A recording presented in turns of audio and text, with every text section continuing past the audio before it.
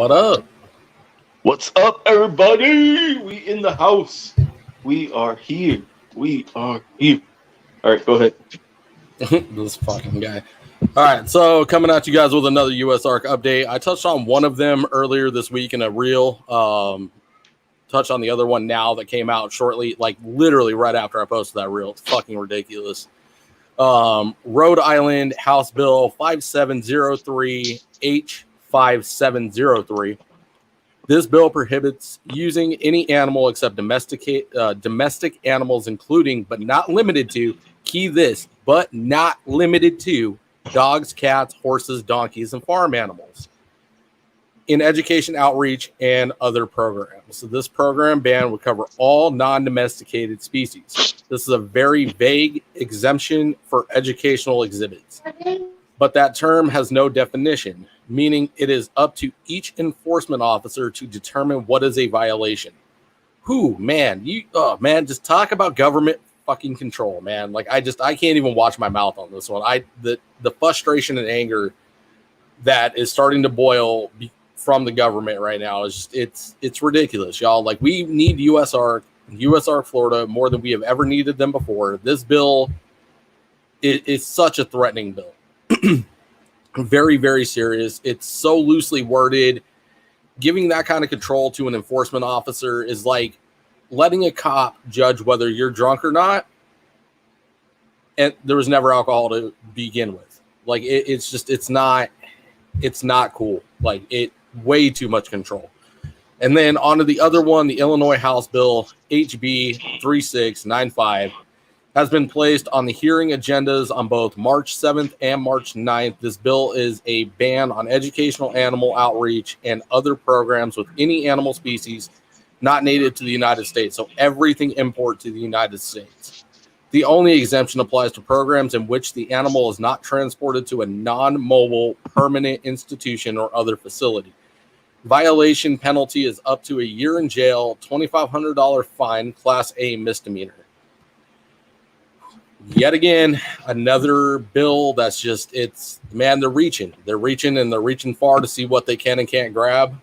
I'm out of words on frustration, anger that's starting to boil from this stuff. I just don't get it, folks. We need to back US ARC and US ARC Florida. We need to be sending emails, making phone calls, and really getting behind these two bills. It's so serious. Especially the Rhode Island one. Talk about the balls on these guys trying to pass these bills. Here, we're going to take all the control, and you guys aren't going to have any, and we're going to decide what's right and wrong. It's their discretion. So whatever they feel in the moment based on emotional judgment and how they feel about the situation, not a clear black and white situation. Officer's mad that day. He didn't get his coffee from Starbucks, and you're public enemy number one and decides, oh, well, you know what? That animal is definitely on that blacklist today. Was on the white list yesterday, but guess what? You're shit out of luck. Yeah. Emails, phone calls, become US ARC members, spread it to anybody and everybody that's willing to listen. So away from the US ARC stuff, as everybody is aware, based on YouTube videos, Brian Barczyk is not doing well right now, and there's a lot going on with him, his family. Keep him in your prayers. We'll touch a little bit more on that tonight, but what a rough time to be in right now. You talk about somebody that is the closest thing to our generation's Steve Irwin. I think of Brian Barczyk. An idol to all of us, a hero to most of us, a man that has fought through the depths of hell to stay here with us and continue to bring us content, education, excitement, ups, downs, lefts, rights. It's a tough one. So keep them in your prayers, keep the family in your prayers, and let's hope for the best and see his recovery. So let's do this, Chris. You got anything? Oh, shout out the sponsors. CMB Reptile Crew. I'm only showing the logo. I don't feel like pulling my headphones off. KC Reptile Labs for substrate. We do have a code. It's Sexin and Flexin. That's the coupon code. And then you type in Flexin, you get the 15% off. That substrate works really well. I'm using it now. I'm about to get three more bags in, so it keeps humidity there where it needs to be for me. So that's my go-to substrate right now. On that, like I said, let's have a good show. And who's ready? Who is ready? Are you ready? Oh yeah, I've been ready. Are you ready? All right, let's go. I like how you hid your shaved eyebrow this time. Good job. Bringing 1990s back, bro. Put a Band-Aid on your face out here looking like Nelly and shit. I do, Nelly. You want me to? I'll go get a Band-Aid right now during the intro. Bro, go. I'll bet you won't. I bet I will. Don't even do that. Right. Bro, there ain't no way. Fine then. I'll be right back then. Run the intro. Let's go. I am. I'm going. Are you ready?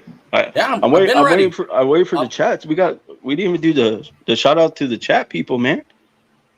Everybody in the chat, bro. For real. Mi familia, what's up, guys? Love y'all. Love you. And who we got in here right now? Let's see.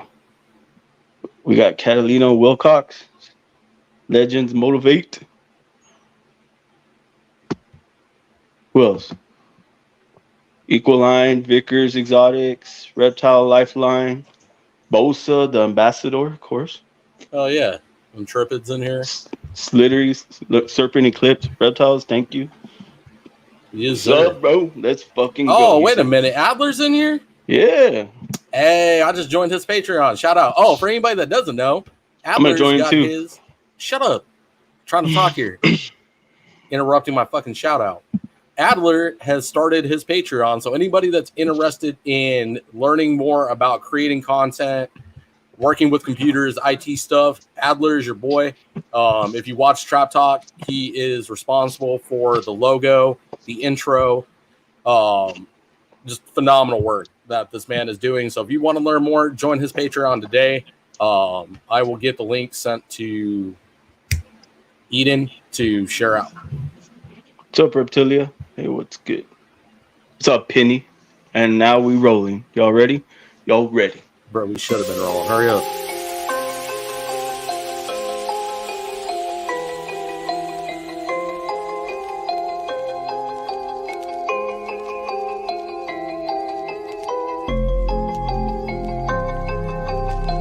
So that for real, Amelia takes the belt, bro. It was worth it. It's all good, and hell yeah, it's worth it, bro. I don't care what the title was. You know, I was on MJ's show. I love that show. This guy's awesome. That was a big accomplishment. Being on Keys was a big accomplishment. Being with you guys are the three podcasts, you know, that I go with. You know what I mean? So what else can I say?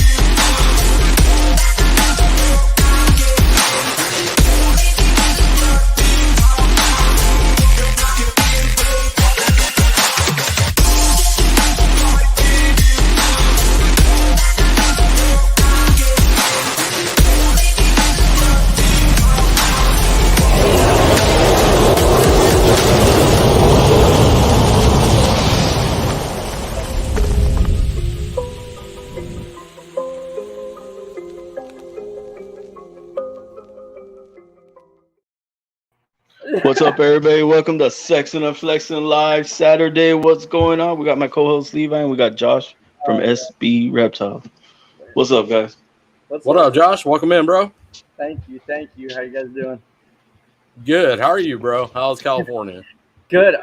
Weird weather. We're having weird weather, but I'm using it to my advantage to make sure everything's breeding. I'm very thankful for this facility right now because if not, my temperatures would be thrown all over the place. So it's weird over here, but it's good. It's good. Everything's good. Yeah. It's expensive. It's good. Yeah, it's California. But yeah, I was gonna say California. Everything's expensive out there. It's Yeah, crazy. it's Oh, too much. shit.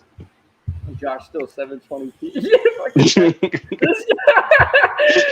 Oh man, hey dude, it's the laptop, bro. That's funny. Hey, I got a question. Pennywise in here. Where the fuck is Chucky at? Damn, true. What is this shit? Chucky's not a real supporter, whatever. So, no, Damn. Damn.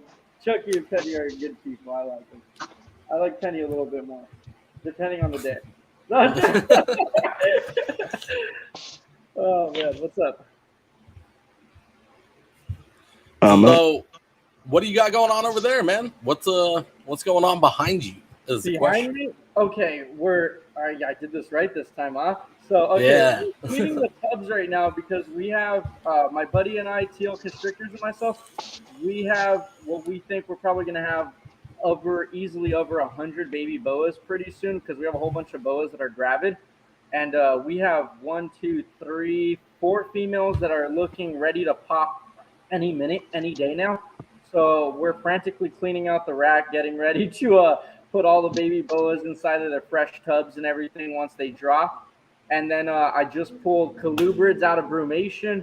So we're about to start breeding colubrids again very soon. On the side of me, wrong side, this side, we just got some Tamara Designs enclosures that I don't know what I'm going to do with yet. I just wanted them because they're cool. So we got those. and Reptile Galore is behind me. Oh, yeah, we stacked the Burmese pythons down near 24 foot into the ceiling because those are like super high up now. So yeah, a lot of stuff is going on. You know, just reptiles behind me, breeding season. I got Marm about to drop. I'm happy. Hell yeah, bro. That's what's up, man. Great. Congratulations. Thank you. So no idea what you're doing with those enclosures yet. They're just there for now.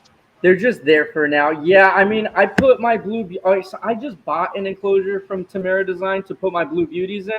My rat snakes, they're semi-arboreal, and I got them in an enclosure, but like I kind of want to put them in this enclosure as well. I'm talking to Ona's Exotics, and she's telling me I can put like 1.3 in here, and I have a 2.2, so I'm thinking of putting a 1.2 in here, but then I'll have the other enclosure that's free.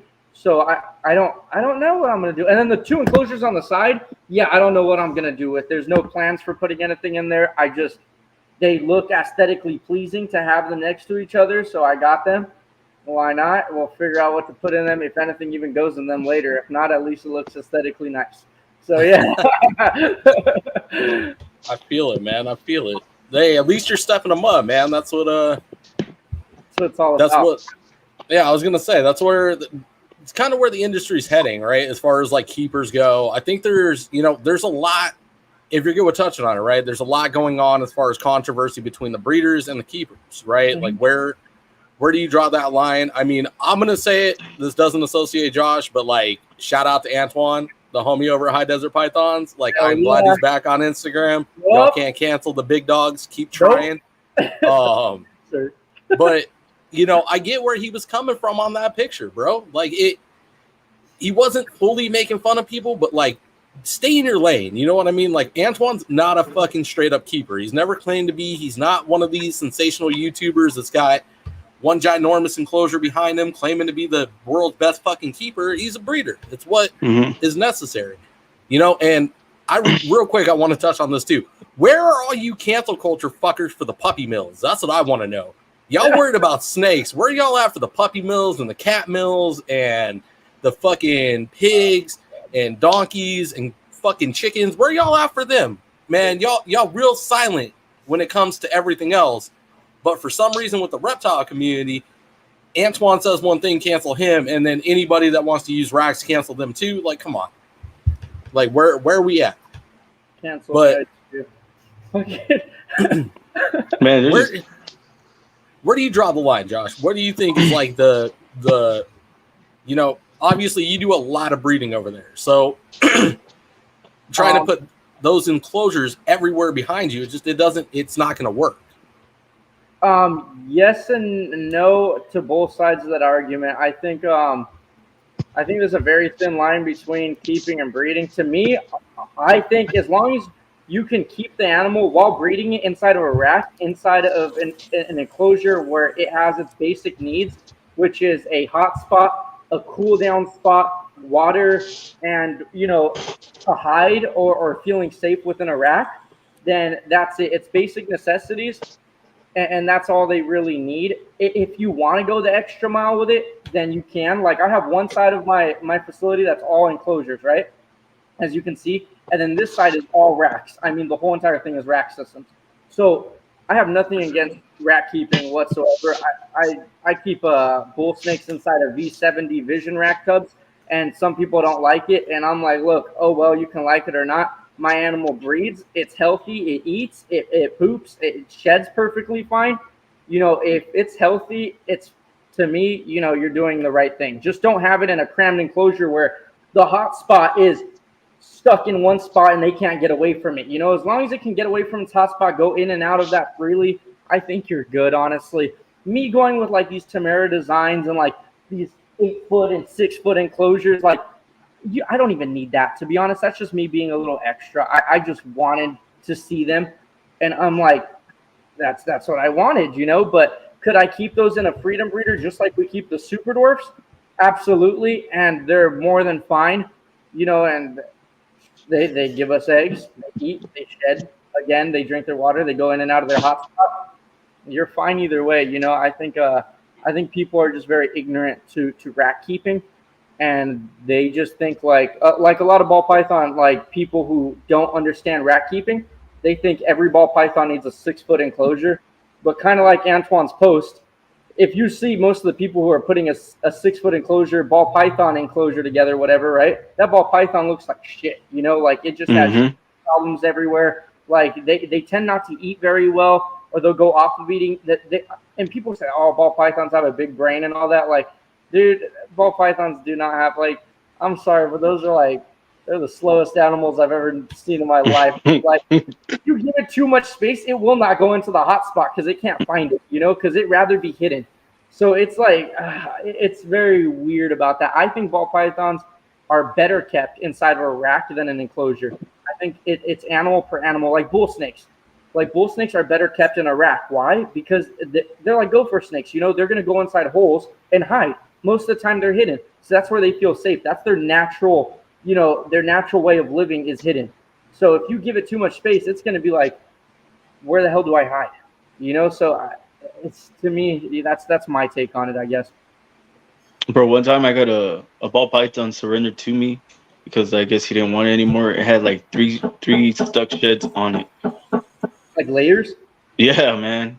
I had to peel that shit off. Yeah. It was bad. Yeah, that's a trip. I haven't dealt with BPs in like 3 years now. But he had them in like a 20-gallon tank, and I was like, bro, how did you have this tank? Like, it can't get in and out of the heat, nothing. Yeah. Again, going back to a rack system for BPs is perfect. Yeah. Well, I soaked him, and of course I got it off. But then after that, he's been shedding really good, dude, in the racks. You know what I'm saying? Yeah. And that's how it should be in a rack system. It really should be. Just saying. I just wanted to, help you out there because. Oh, hold on. See, and then Adler brings up the missing component, right? Nobody wants to talk about this part, is the transition and doing it the right way. That I think is the missing component, right? Doing things the right way. If you're going to keep them in racks, do it the right way. If you're going to keep them in enclosures, do it the right way. There's a lot of research that goes into both. There's positives and negatives that go into both. It's just all around up to the individual on how they are going to get their animal to thrive. That's what people fail to understand. Like, I don't, again, like you don't see people ranting and raving on YouTube and canceling each other because they got 6 dogs inside of a house. Even in a 4-bedroom house, 6 dogs in one house, that's a lot of dogs for one house. Yeah, nobody's complaining about it. You know what I mean? Yeah, no, it's true. It's true. Bro, 6 dogs in one house is a lot. I'm sorry. And it stinks. Yeah, that's... Bro, I know the person with a cat ain't talking about dogs thinking, shut up. My cat, I'm gonna feed him. I swear to God, to my snake one day. Yeah. We're supposed to be pro. I know, Nah, but I'm joking. We don't God. sacrifice babies to Satan like people think we do. Oh, we don't? No, I'm joking. I thought no. He's like, wait, what? Just me? No, I'm joking. I stopped yesterday, I swear. That's No, how do you thaw a feeder? With that right there, what is it called? The wormers. yeah, I don't know what he's talking about, man. That guy always has something to say. You don't thaw it in a microwave, Josh? Have you ever tried? No, I've never tried that. No. No, I think it'd probably explode. Are you serious, Chris? In a microwave, Bro. Bro, what are you trying to do? Make like popcorn pinkies? Like popcorn pinky mice? Like, what? Bro, hey, I had just came into the reptile. I didn't know anybody back then, and I put one in the microwave, and it blew up in the microwave. Yeah. It's forgivable if you just came into the game, but like that. Yeah, all right, you're good. Just put the water in the microwave, and then you take it out. Yeah, I didn't know like how to thaw it out. Like teabag, I was just you're good. Like yeah. Oh my God. Don't drink the water after either. It's not good. Yeah, I've done that. Where was I listening to that trick? That pulling the rat out of the bag and using feeding them wet. MJ's podcast, they were talking about that. It's like a trick that people use to get their animals to transition. Yes and no. It's good for hydration. It just depends what kind of animal you have that you're transitioning. So like my retics, the way I transition them from live to frozen thawed, because everything in here is on frozen thawed. I have like one baby Burmese python that's still stuck on live, but besides that, like everything in here is on frozen thawed. And you can transition them either with it being warm. I don't think you necessarily need it to be wet, but I think as long as it's giving off a certain amount of warmth, because you got to remember these snakes, they're doing everything by heat, you know? They're sensing heat. So if you give them something that's about the same temperature as a live mouse, they're going to strike at it usually. You just need to be there and emulate the live aspect of a mouse struggling or something for it to actually wrap it and eat it and feel like it did the process, you know? But I mean, I've successfully put everything on frozen thawed in here, and I've had a lot of things that were stuck on live. So, I mean, there's a lot of different ways to go about it. I think feeding wet is nice because it hydrates the animal, though, because then they're getting a lot of water in them, too. That's the only thing I like about it. No, I agree. No, I'm either fresh kill or frozen thawed. I don't do any live feeding anymore. Yeah. Like I have nothing that will. Yeah, even my wild caught from the area out here has been transitioned over. So nice. And then real quick, back to our other subject, right? Adler brings up a good point, innovation, right? And willing to try new things and stepping up the tubs. And, you know, if we do want to add enrichment, right? Let's say like you decide to flip over and I decide everyone flips the switch and we all start getting into different things and, you know, building different tubs and enclosures, man. It's addicting. I'll admit, like I'm with what I was telling you backstage, right? Like I'm more of a keeper than a breeder at this point. Mm-hmm. It gets addicting trying to figure out how to add enrichment, man. Like stepping up the enclosures and adding different things. But as a breeder, I get there's too many. That's why I do both, bro. That's why I do both. I couldn't pick one or the other. It's yeah, I get it. It is. It's fun. It is addicting. Yeah, it's fun. See something on YouTube or on Instagram or something, you're like, fuck, I got to try that. You got to add that. You got to do this. It's fun. And then he was talking about there's ways to make money, right? Like think about being somebody that builds the enrichment filled breeding rack, right? Like it might be the next big fucking thing. Yeah, I can see that. Don't make it. Bro, Bosa's and Gio are in the chat talking shit. Gio's going in on your ass.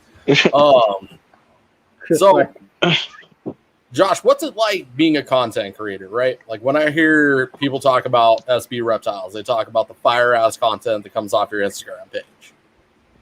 What's it like? I record a lot. I sit in front of a camera and record 20 videos and only edit one. And then it's you know, it's funny because it's actually a lot of work to edit, man, to make these videos the way they are. There's the good and the bad from it. I'm not gonna lie. The good from it is I don't have to work a normal job because obviously Instagram pays me, to make content, yada yada, get views and whatnot. Two, I just like making the content because then I get to show off what I'm working with, what animals I'm working with, this and that. But it's also kind of hard because having this many animals and trying to make content all the time is it's a little hard, bro. Like, I'm not gonna lie, like Barcheck, dude, like bless his heart, and like, dude, that guy has a team to be able to do it, so he's able to get it done, But like right now, I'm barely building a team, so like, obviously Teal Constrictors and myself are like partnered up in a lot of these projects, so he has a lot of stuff here as well, right? So he helps me with cleaning. Sometimes I help him with cleaning.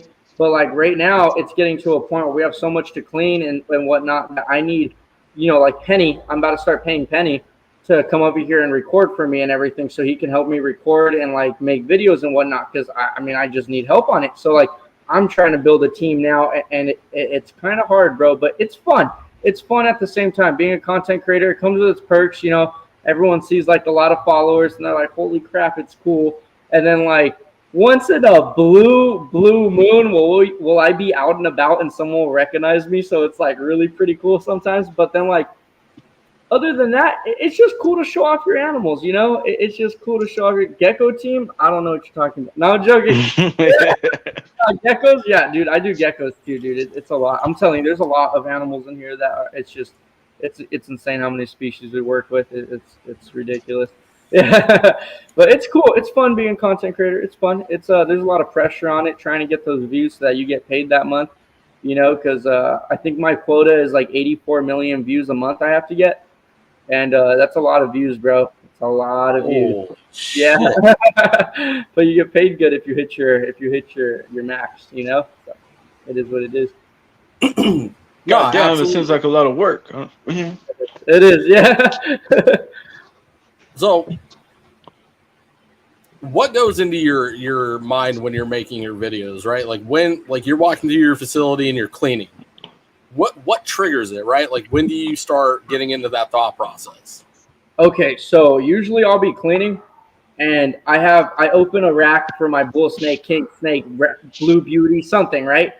And I'm not gonna lie, and people hate this, but like, the striking videos and the snakes biting me do the best. They do phenomenal. I'm sorry. I know people hate it and they're like, oh, it's bad for the reptile community. It's kind of not, because like so many people see me get bit and they're realizing, wait, he's not dying. He's not significantly injured. He's laughing about it, or just like, I get bit and get bit again. Wait, this animal can't significantly cause damage.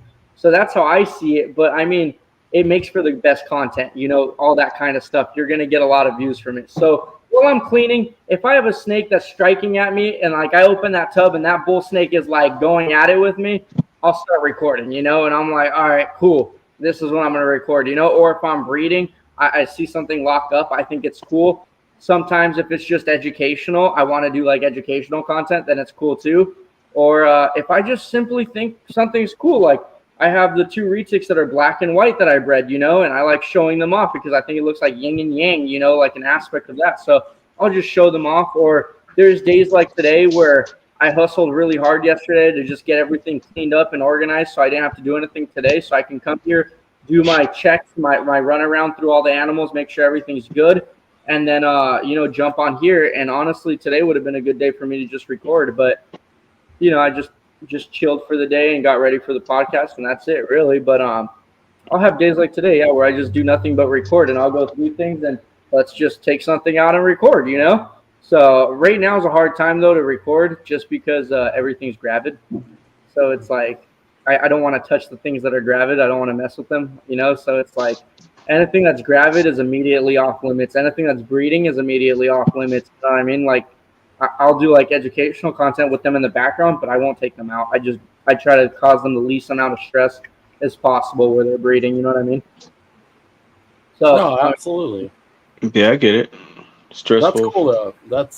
It's interesting to be able to get into the mind of a content creator, right? So, what negatives do you face, like, from yourself? You know what I mean? Like, what are some of the things that you don't enjoy most about being a content creator? it's mentally draining. It's mentally draining. I'm not a big time people pleaser, and I'm not gonna lie.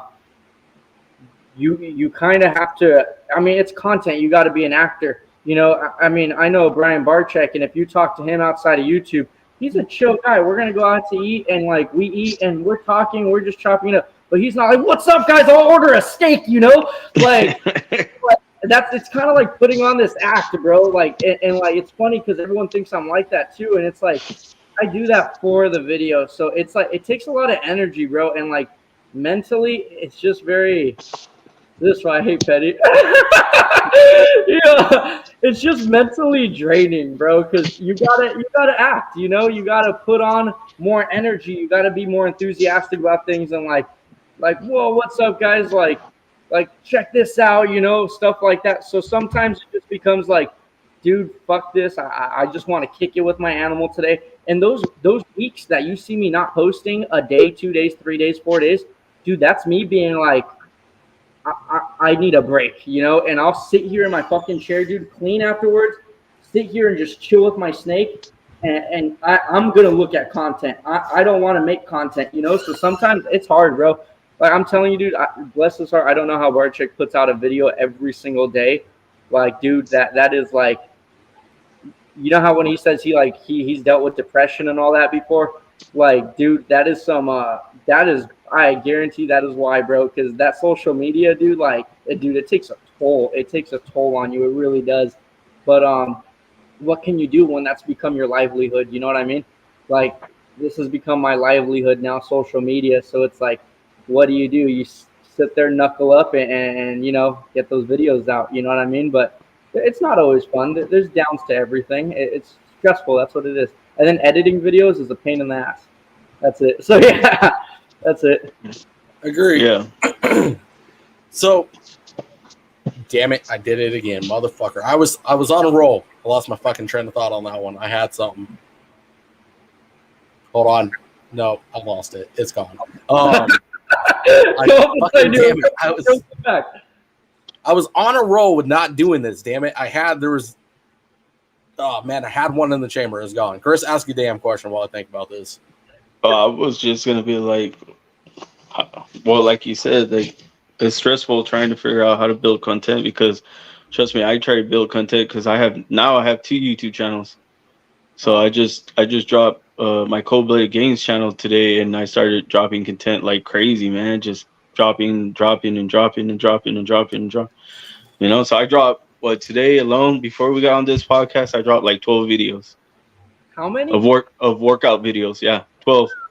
Yeah. Did you recorded them or you already dropped them? Like no, I already had them, but I what I was doing was I was doing my content and I was mixing it in with the reptile stuff.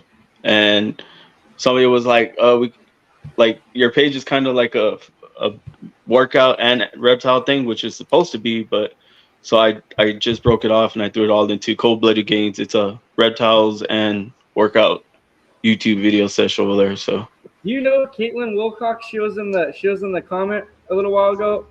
Yeah, dude. She does the same thing, bro. She mixed, and I told her I was like, it's gonna be hard to do it, but she's doing it, bro. You guys should talk then because she does the same exact thing, dude. Where she does workout videos and reptiles, and she like merged it into one. Which like at first I was like, dude, I don't. Like, dude, hey, she proved me wrong. I was like, that's going to be hard. I don't know if that's going to work. And lo and behold, she does it. You're doing it. So there you go. Hold on. There's a missing component here, Chris. There's a missing component. First and foremost, she's a woman. Second of all, she has some fucking badass reptiles. By the way, she will be coming on the show. I will drop that now as an exclusive for you. Yeah, he got her on the show. Yeah. Because I've been watching her for a while, and she puts out some badass content. Like, her fucking workout videos are sick. Her inspirational videos are sick. And then the reptiles that oh, man, their fucking retic collection over there is second to none. Her and her brother kill it, bro. They're on some next level shit, dude. And that shit's dope because it's like a brother-sister duo type deal, you know? Like, I think they just rebranded their thing to Phylogen Reptiles, I believe it is. Phylogenia. Was that one that just was in here earlier? He was in the chat, yeah. Okay. They were both here. Yeah, What's they're up, both Derek? good people. Oh shit! What up, Derek?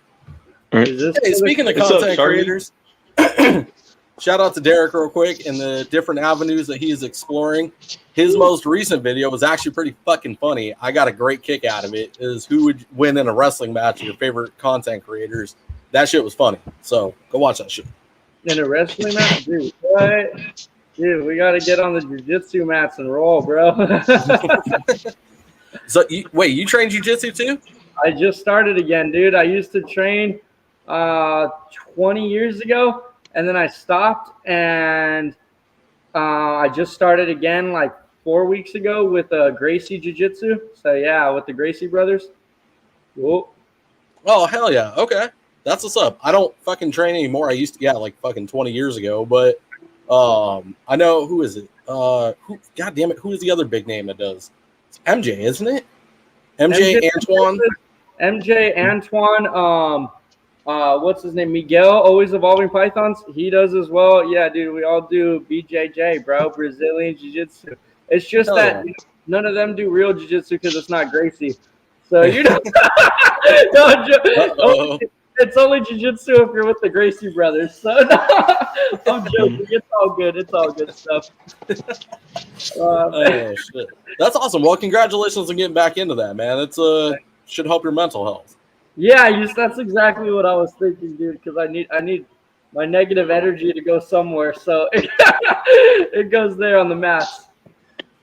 Oh, you get it. So that was what it was. Damn it, mental health, right? I can't believe I lost this one in the chamber. So, dealing with being a content creator, right? Like this being your life.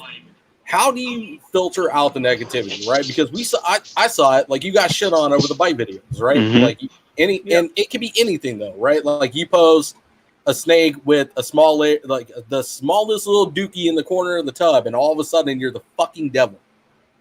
Your animals' cages are dirty, and you're the worst person ever because I bought a bearded dragon from Petco, so I know better than you, right? Yeah. How do you deal with all of that?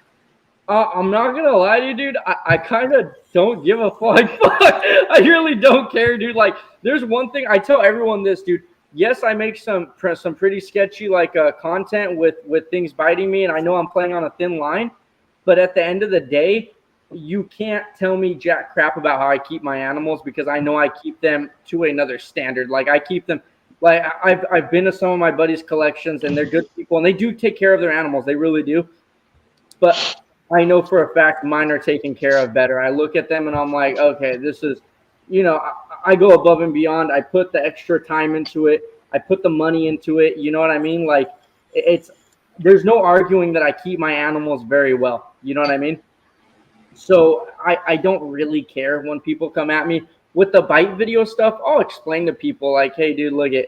Yeah, you're tripping on this because you think it's a black mamba, right? And they're like, oh, well, you shouldn't be posting. I'm like, all right, whatever. Like once in a blue moon, I'll have a conversation. If they're willing to stay civil, then like I'll explain to them, what I'm doing and how, I agree with them. It can be interpreted to a negative way, or you can look at it a positive way. It just depends which route you want to take.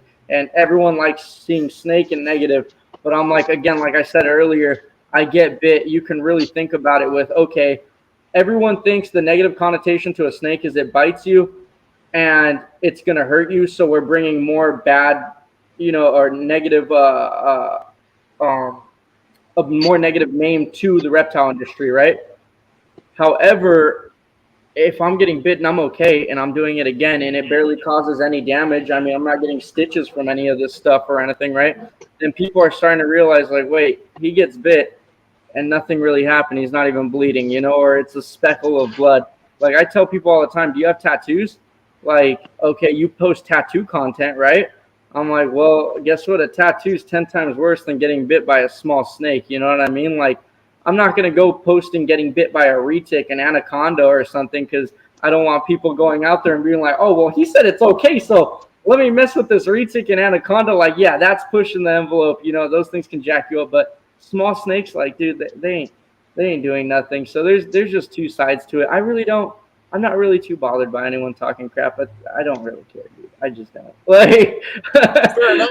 No, hold on, time out. Can we go backwards for a second? So you're telling me that antagonizing a female retic on eggs is not a good idea? Wait, what did you just say? Antagonizing a female retic? What?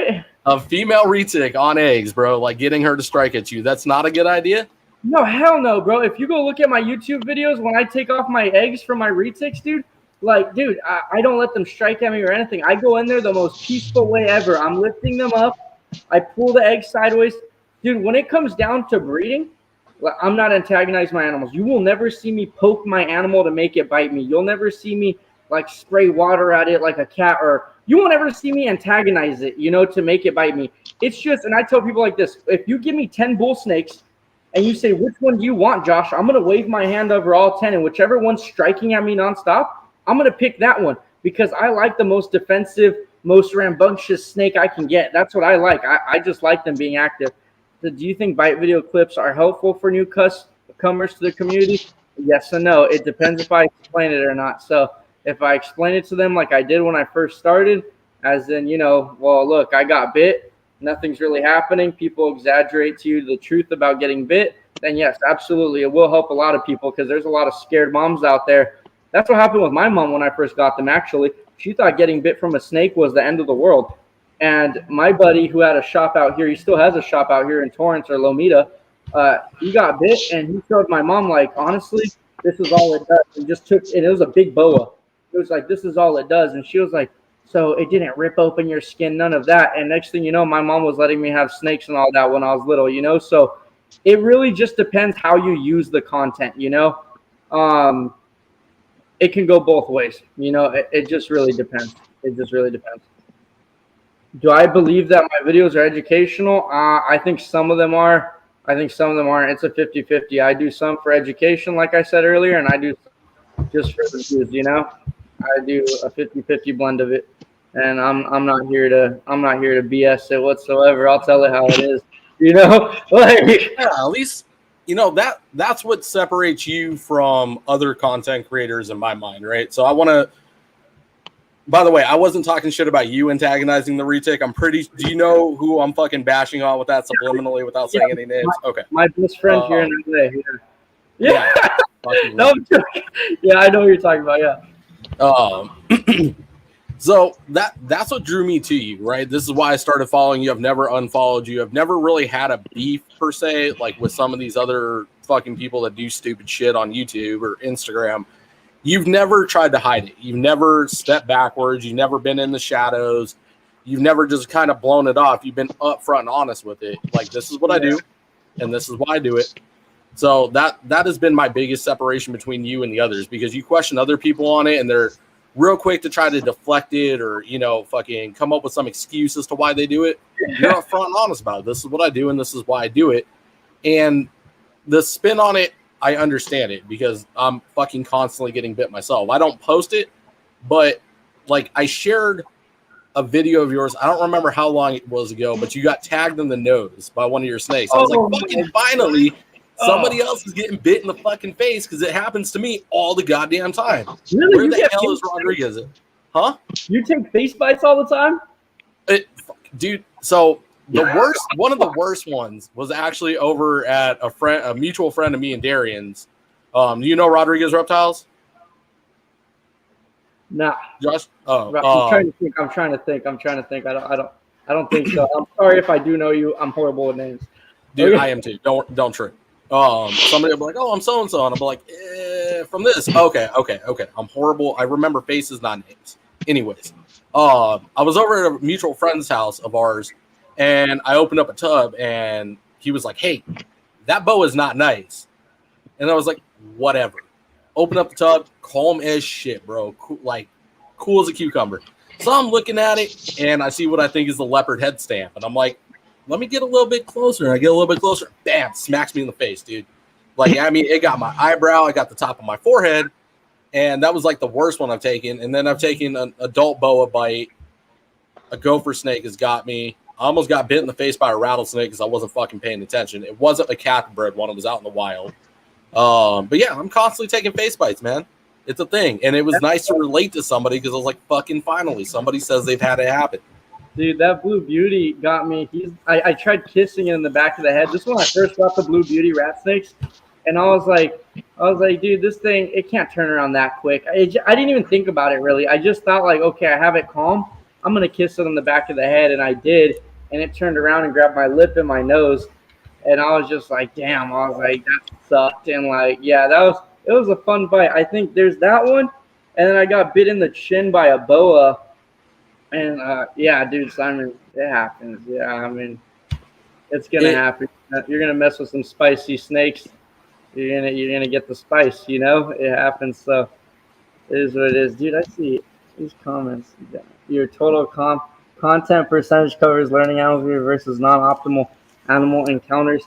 DM me, bro. I don't know. Go. I don't know. I don't care. Make the. I don't know. Oh, What is? He was in the first big player in the campaign spot. They're talking about something else in the chat. I don't know what they're talking about. No, okay, yeah, I'm not yeah, even gonna. anyways, yeah. That's So too much stuff. Yeah, I haven't even where the fuck was I going with this? Relating to. I was gonna say I was gonna completely switch paths here, right? So minus the beauty snake, right? We all know who your favorite snake is. Who's your second favorite? Honestly, the Blue Beauty is probably not my favorite. Favorite first has to go to the Burms, bro, for life. But I love Burmese pythons first. I gotta go with the Blue Beauty probably second. And then, man, dude, it's so hard, bro. I think maybe the false water cobra, but like, I don't know, man. It's a hard one. Picking favorites is a hard one because, like, if you only let me keep two reptiles, I've been asked this before, it would be Burms and my rhino iguanas. But like having the options that I have here, I don't know, bro. It's hard to pick favorites. This the only reason I do the animals I do are because I 100% love them. You know, like I think we were talking about this in the backstage, right? Is like, yeah, I won't do BPs. Not because I don't love the colors or on that. They're not active enough for me. They're not like, spontaneous for me. I can read them too well. You know what I mean? And I don't like that. But I love the colors. The colors and the genetics and the variations of genetics you have in it is freaking awesome. But I can't breed an animal or keep an animal knowing that I'm not 100% in on that animal. Like I'm not sure I can take care of it and it'll be healthy as can be. It will breed for me and everything. But knowing me, I just won't hold it. I won't take it out. I won't really enjoy having that animal. That's when it'll be just for the money. If you see me doing ball pythons, and I'm not going to lie to you, I might dabble in the ball python community pretty soon. Like, it's going to be for the money. I'm not even going to bullshit anyone. I'm not going to sit here and be like, oh, I love ball pythons. Like, fuck no, dude. I've talked so much shit about them. I tried breeding them. I did. And like, they're fucking... They're cool colors, but I don't like the personality of a ball python. You know what I mean? So like that's it. So like you said, yeah, I do keep it 100%. I don't care. Like I'm unapologetic about how I keep it, bro. Like I'm not gonna sit here and BS again, dude. I'm just not. Like if I do get into the BPs, just know I'm doing it for the money. Am I gonna create some bomb ass shit that you're gonna want because it's gonna work with whatever project's up and coming? Abso-fucking-lutely it will, because I'm gonna do nothing but the best, But am I gonna sit here and tell you guys videos and you make videos of a ball python? Fuck no. You probably will not see me do videos of a ball python. You'll see me upload pictures, and that's it. Like it's fun. And you're honest. I like a fun snake. That's it. And retics are fun because, dude, you know how hard it is to read a retic? Like, sometimes they're hard to read. That green anaconda, bro, I just got it. I've had it for 2-3 months, right? I've never been on my toes so much with a snake, bro.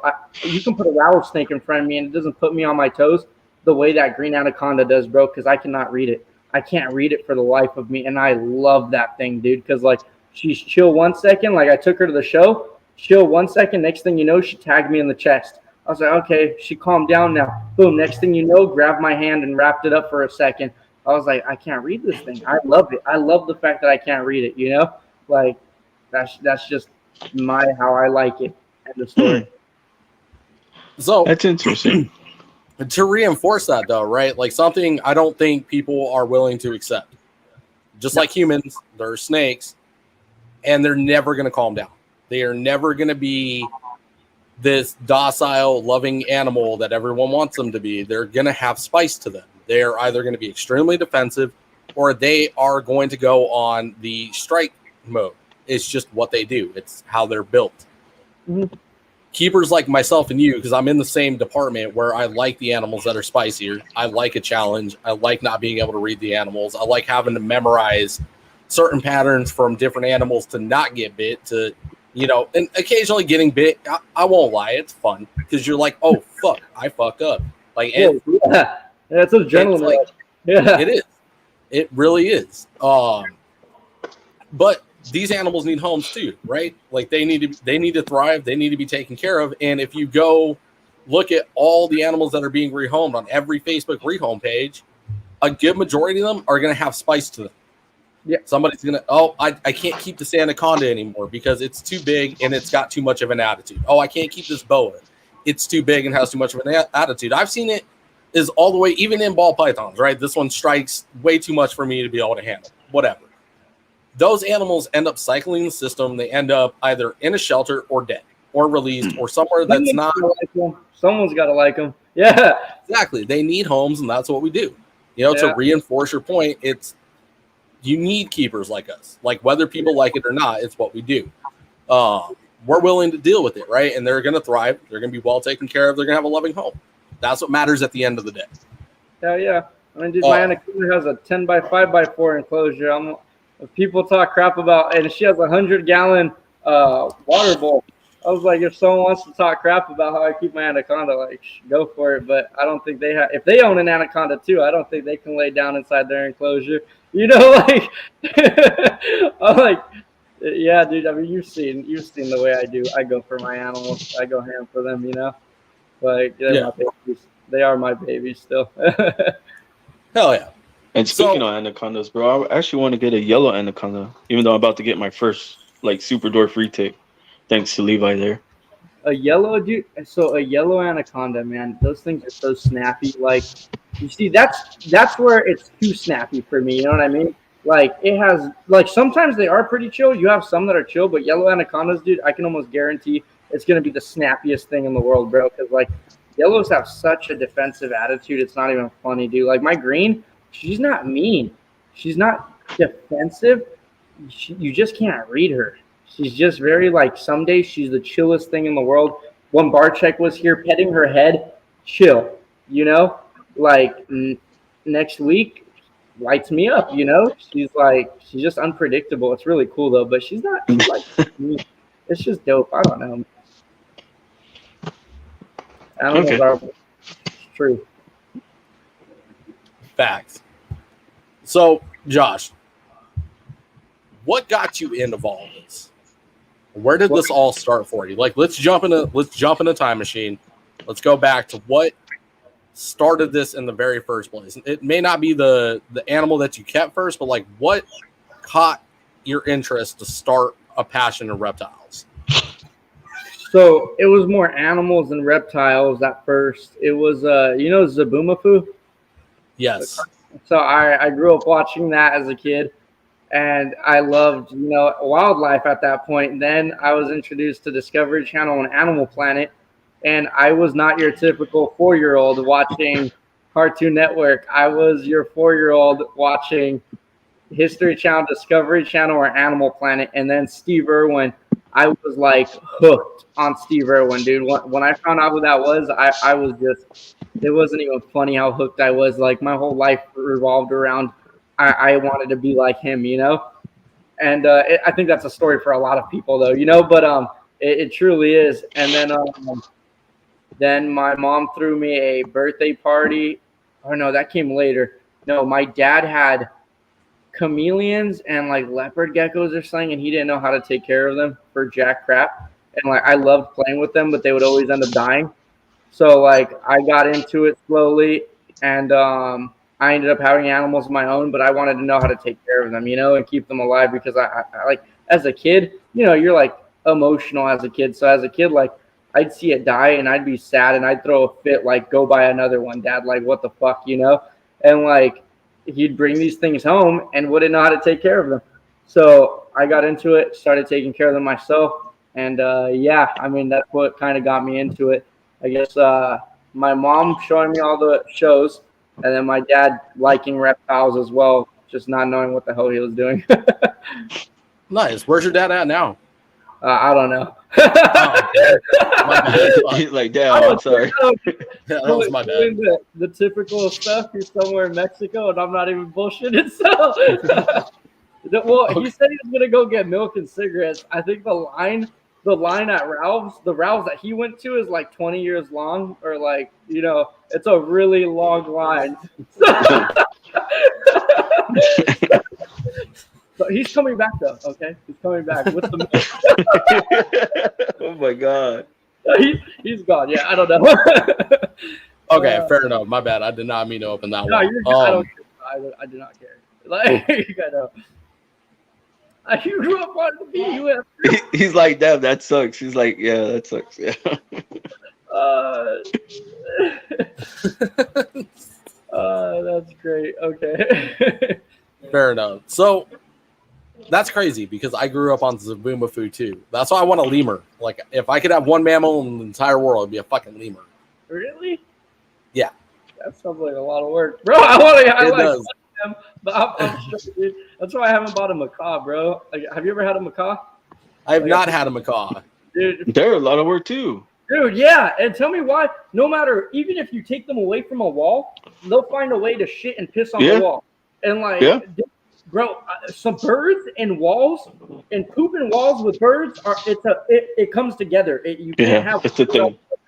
Like, and then you have to put a towel over them. Like my little abuelita used to do, put a towel over the cage because at night the thing would be like, "Hey puto," like loud as fuck. And I'd be like, "Damn, shit, like, he ain't lying.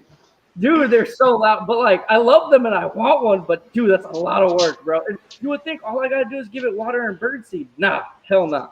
Like, there's just so much, bro. Too much. So avoid birds. I got you. I don't know. Say less. I got a question for you, Josh. Since like I've seen like some of your YouTube videos, you travel a lot, huh? A little bit, yeah. And I know you met like Eric Lee, you met Barchek, you met a lot of people, and it's freaking badass. That's what me and Levi are trying to do. But if you could tell one thing to your younger self, what would it be? Like, hey, keep doing this. We're gonna go places, or like, what would it be? What advice would you give yourself?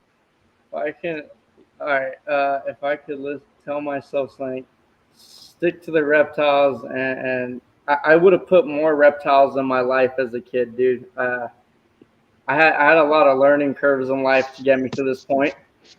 So I definitely would have. I would have told my younger self to listen to your mom, shut the fuck up. I would have probably slapped myself or socked myself in the nose or something. And then I would have put more reptiles in my path, you know, just to like not strive off the deep end so hard, you know. And then I would have been at this point a lot sooner, probably, to be honest. So yeah, that's it, really. I just would have put a lot of animals in my way. Yeah. With all due respect, how old are you? I'm only 24 or 25. I was born 98, so. Okay. I was going to say, you look like you're fucking 20, no offense. But yeah, I just shaved today, too. That's what it is. I did, bro. If not, I look like a Chicano, bro. And I'm around in South Central, bro, so, like, I don't want to, you know, it's too much. Fair. So with that, right? Like when you say the curves in life, like did you go through without getting in depth in the personal life shit? Like did you go through hard times to get to where you're at? Yeah, man. Yeah, I grew up in LA, bro. I'm your very stereotypical Hispanic who grew up in LA, and luckily I got out of all that and cleaned up my act, you know.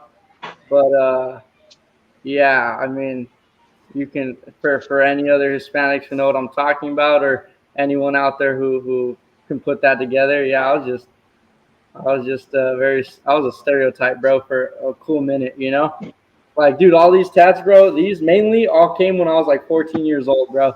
So, like, yeah, bro, like, no, I was a little piece of shit as a kid, bro. So, like, yeah, Damn. yeah, it was definitely a good amount of things that slapped me around in life to get me to this point, yeah. Okay. So would you say you're one of the cases where the animal saved you? Is what I'm getting at. 1,000,000%. Yeah, 1,000,000%. Absolutely. Yeah. Yeah. It seems to be the one common factor that draws us all together, right? Is like whether we were dealing with mental illness, we were down a dark path, there was something wrong in life or we weren't walking the right direction, and these animals seem to have fucking cleaned that up. That's pretty cool. Yeah. You know, MJ stories out there on as many podcasts as you could tell it on.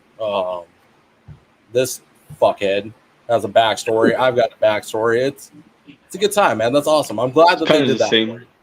It's kind of the same. Yeah, you know what I mean? Yeah, you gotta clean up.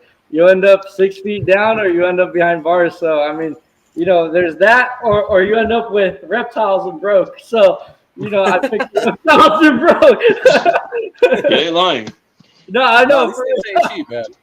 It's really, I know. I don't know how the reptiles came back, but the reptiles were like, "Hey, dude, you want to?" It was like, dude, it was like, oh man, bro. Once I found out how to breed, bro, I think it was like drugs, dude. Like, it was. I think it's worse than. I think this is more expensive than drugs, actually. Actually, no, this is more expensive than drugs by far.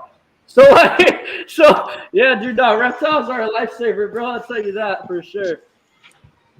Ain't got no money to get in trouble anywhere else, man. So we went back in the past, right? Let's jump in the time machine again. Let's go 5 years into the future. Yeah. Where are you at? What are you doing? What do you own? You know, where do you see what's happening in 5 years? Honestly, I might pull the trigger and move to Texas pretty soon. I'm over California pricing. It's insane.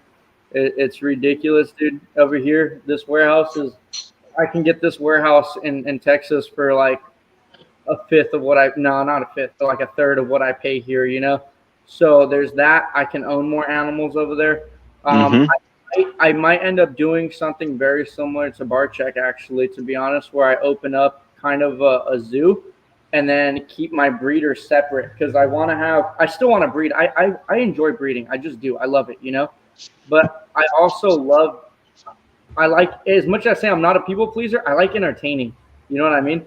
I like talking too. I can talk a lot. So like, I kind of want to have like a little zoo where people can come in. I have like these really nice animals that I've, you know, like held a lot and got them into a habit of like being cool with people, you know, stuff that's not going to bite people. Right. And then like exactly like Barcheck, really, and just have an area for people to go and check out reptiles and have a reptile zoo. You know what I mean?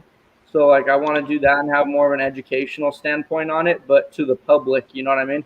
And then I think at that time is probably when I'll switch up my content a little bit more, you know, into the not so much biting stuff, because I don't know if you noticed, but I've been laying off the biting stuff. You know, I'm not doing it as much anymore, and like slowly I'm trying to figure out how to do videos that don't involve biting and are more educational and still get paid. Because at the end of the day, whether people like to hear it or not, I do the Instagram because they pay me what they pay me. You know, if it wasn't for that, I'd post pictures and do videos here and there, you know, but like I do that for that. So 5 years, yeah, I gotta say I'm probably gonna end up having either a really big place that's still private or a decent sized place that's open to the public. Okay, right on. Now I do have a curious question, right? What stopped you from coming to Arizona instead of going to Texas? Pew laws. Ours are better. Huh? Ours are better. Arizona law, right? Arizona law for guns is way better than their laws. I can promise you that. So they just added to where you don't need a permit to conceal carry. That just happened in the last few years here. We've had that for a very, very long time. We can own a boatload of more weapons out here than you can in Texas. You know, Arizona's not bad. It's not bad. I'm not gonna And lie. it's dry. You're not gonna sweat. I'd probably really enjoy Arizona. Twin Peaks is a beautiful place. So like, Bro, we got them all over here in Texas. I know you do. I know. When I go over there, I love their salad there or something. Their hot wings. I love the way they pour their soda. That's what it is. So got you. So Say less. Say less. So there is that. Oh my god. But then Texas is like, bro, I could get a lot of land, bro. Like a lot of land. I don't know, bro. I think it's the land and the pew pew laws. That's it. They merge very well, dude. Like Arizona, yes and no. Depending where you live, you save money. But if you go into like the nicer areas, dude, you might as well live in California. Like, I beg to differ, but because you're from Arizona. Yeah, no, bro. Huh? Because Levi's from Arizona, so he's biased. Yeah, Sure. of course. Yeah, I get it. But like a house that like I like in it. Oh wait, a house here in California is gonna be like that. I like is like 1.4, 1.2 million dollars. I go to Arizona, it's gonna be like 900,000 to $1 million. I go to Texas, it's gonna be like 450 to $600,000. Like, and you're gonna get more land in Texas with it, and being in the same kind of area. So it's hard for me to. I'm pretty sold on Texas, bro. Like, I'm sorry, bro. I love Arizona, yeah, but Twin Peaks is great. But I mean, we have Twin Peaks in Texas too, so it's cool. Hey, Josh, and I'm in Texas. Yeah, buddy. That's right. The only real good state. And plus, if there's ever a war, Texas is gonna win. So sorry, dude. Yeah. I mean, you think? I don't know, but I'm all for Texas, bro. I'm just saying, out of all the 50 states, I mean, I'm still giving that one to Arizona. Okay, We're like a hidden gem. Wasn't far off for a nice house in Arizona that we like. No, really, that was impressive. Wasn't far off for a nice house in Arizona. Yeah, it's just. Yeah, depending on where you look. Yeah. There's going to be some newer developments that are coming up out here that'll be worth it. But what's up, GP anyways, Snakes? I'd consider moving to Texas. It's not probable. Plus, I don't want to fucking live in the same state as this guy. He'll show you how to microwave rice, bro. Don't worry. For real, right? What's wrong with that? I'm sorry. You're all good. If you ever go to Chris's house, bro, don't eat any of the food he offers you out the microwave. That's bro, all oh my god, I got a new microwave. Don't listen to this guy. I'm gonna ask. I'm like, is this the cup you used? Like, it smells like home. No. Oh man.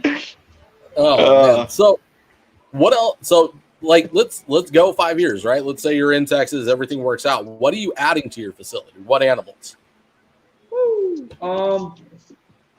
Probably a lot more pine snakes. For sure. A lot of more colubrids. I just love having colubrids. I just don't have the space for more. I mean, as you see, I'm tapped out of space already. Definitely more colubrids.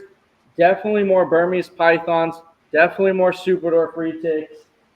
And if it had to go for like the public to be able to see it, if I did go the route of making it public, then we'd probably even go chameleons. At that point, I'd have people hired to like, take care of these animals and everything.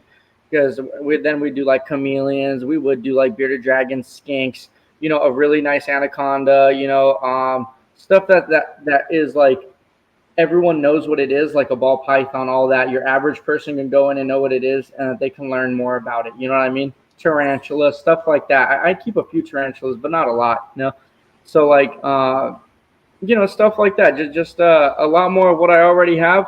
And then as far as public it would go, anything that would be good for educational purposes. I'd probably go back into monitors too, just for the educational purpose of things.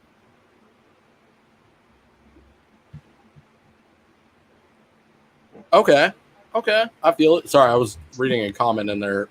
What do you mean you're off to PA? What? Now I'm done being sidetracked. What is the most exotic animal that you would add, right? So like when we say exotic, we're like the way outside of the norm. What's going to be your attention catcher for that? I'd probably go with caimans or like crocs. Caimans or crocs or like some sort of alligator, some sort of crocodilian, to be honest. It'd be some sort of crocodilian with like a really, really cool enclosure, like a big enclosure. And I haven't really thought about that, man. I mean, I haven't really thought about that, to be honest. It'd probably just be crocs, bro. I'd probably figure out how to get my permit or something for like some sort of crocodilian species. Or in Texas, I don't know if I need a permit. I don't know. If I do, I'd still get it. No? I don't think you do. No. There you go. So I would have depending on your city ordinance. Shout out to Earl. Make sure you read your city laws and all that good shit. True. True. Shit, in San Antonio, there's a guy that I just met. He has 2 caimans, so. Oh, there you go. So yeah, I mean, I'd probably do something like that, or find some sort of albino caiman or something like that. Something no one has. You know what I mean? Like always looking like a hypo caiman, melanistic caiman, something that no one has, but like in a crocodilian species. You know what I mean? Because like obviously you have like salt and pepper and like the white and black alligators that Barchek has. So like I'd probably go like a route like that, to be honest. Okay, that'd be badass. And no, Boza, absolutely not. Keep you and your fucking alien friends. Bro, he wants to match you, bro. Come on. No, we're family. No. Why not? He can keep him and his aliens and all his bullshit over there in Florida. Arizona we're done taking people. We full. We're full. Our freeways are starting to look a lot like fucking LA's. Knock it off. Stop moving here. You know what, Josh? Yeah, move to Texas. Go to Texas. Oh, damn. All right, for sure. All right. Right? It's like that, huh? I'm going to stop shipping to Arizona, actually. You know what? No, I don't support Arizona. USARC is for everyone except for the people in Arizona now. So, no, I'm just... Sorry, Arizona, I done fucked up. We protect everyone's rights except yours. They're going to cook your Crocs for dinner. Oh, my God. Oh my God, Bosa. Oh my God. Yeah, y'all, if you got Crocs, don't go to Florida. Boza will serve those up on his grill fresh and ready for you. Oh, Jesus Christ. How many times are we going to get sidetracked today? I don't know. The comments are going off. It's funny. It's fucking great. Josh, this has been fucking awesome so far. For real. I was like, okay, so your attraction is going to be like salt and pepper from Barchek, right? So probably something around that line, yeah. We've said his name a few times tonight, right? So, you know, is Barchek your inspiration? Would you say? He's a big portion of my inspiration, definitely. Yeah, he's been the one that's helped me out the most when it comes to a lot of social media stuff and like reptile stuff. Yeah, definitely. Yeah. Oh. Right on, man. Man, it's tough what's going on, right? Like, I think, like I said in the intro, right? He's the closest thing we have to Steve Irwin. He is. I could agree with that 100%. He's going to pull through it. You know what? I was talking to him earlier today, and we talked. I was just making sure he's okay and all that. And, like, what he's going through, I know similar things that people have gone through and myself as well. So, he's going to pull through. He's a strong guy. You know what I mean? And when it comes down to any type of health stuff, I mean, one thing, I've been in the hospital a lot, man. When I tell you I'm an adrenaline junkie, I've done some stupid things to land me in the hospital. But, like, one thing that I've been told while I've been on my bed before is, like, the only reason you're alive is because your attitude to stay alive and your willingness to stay alive. You know what I mean? So, like, when it comes to, like, even being sick and all that, it's just about having a good attitude. So he's going to pull through it because the guy's a very jolly guy, you know? I think all he's going to have to do is really put himself around his animals. Remember all of the genuine support he has, you know, because like I told you, social media is it's very annoying sometimes, dude. It just is, you know, and it drains you. So I think, you know, once he remembers, like, wait up, you know, it's not all social media and I have all of my legitimate people who have my back and care about me, I think it's going to lift his spirits and he'll pull through whatever he's going through. You know what I mean?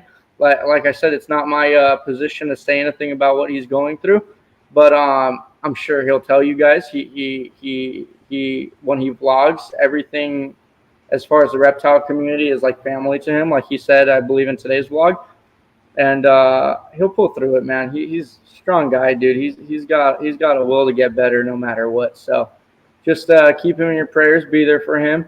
No one wants to hear sorry or I feel sorry for you. He's just like any other guy. You know, we have a little bit of an ego. We don't want to hear that shit. You know, just let them know you're there for them, and that's it. You know what I mean?